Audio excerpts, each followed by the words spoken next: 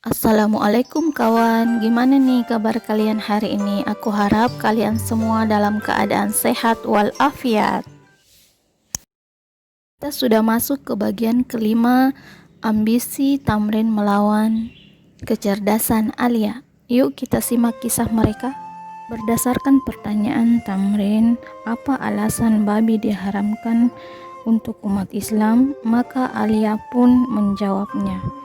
Pada dasarnya, awal mula diciptakannya babi bukanlah sebagai makanan, melainkan sebagai penyedot kotoran.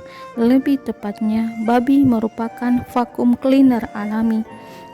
Babi diciptakan atas dasar permintaan Nabi Nuh alaihissalam yang mengalami masalah sanitasi yang buruk pada masa perjalanan bahterahnya dalam waktu yang lama.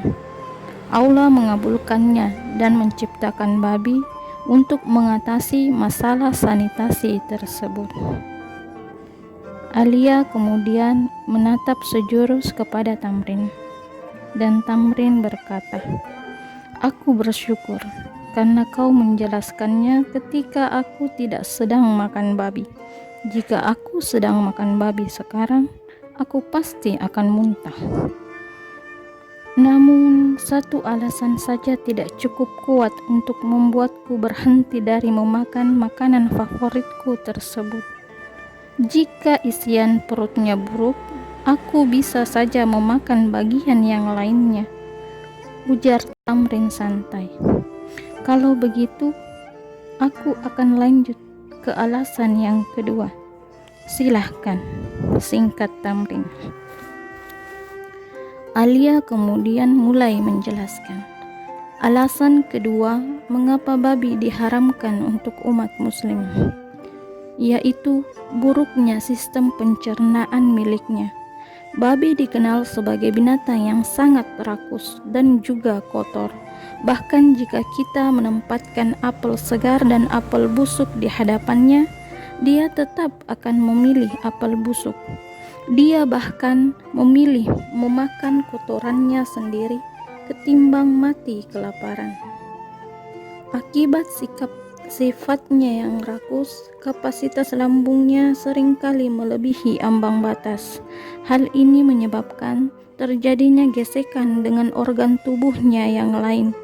Dan karena itulah 90% kandung kemih pada babi mengalami kebocoran dan membuat air kencing yang seharusnya dibuang malah menyatu dengan dagingnya sendiri, dan ini menjadikan dia sebagai sumber penyakit dan ladang yang subur bagi berbagai macam benih penyakit lainnya.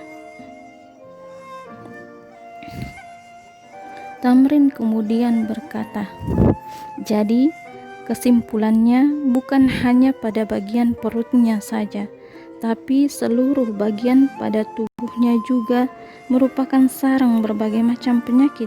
Benar begitu?" "Betul." "Benar sekali," ucap Alia.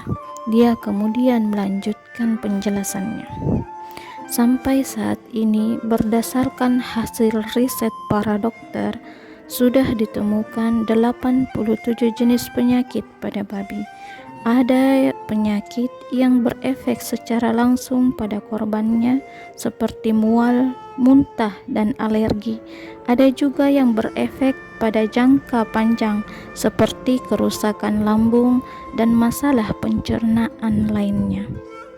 Tamrin kemudian terlihat sangat serius. Dia kemudian berkata, "Aku merasa belum cukup puas dengan penjelasanmu. Kepuasanku masih berkisar di persentase 70% saja," ucapnya dengan wajah kecewa. Alia kemudian tersenyum. "Apakah kau siap mendengarkan alasan yang ketiga?" tantang Alia.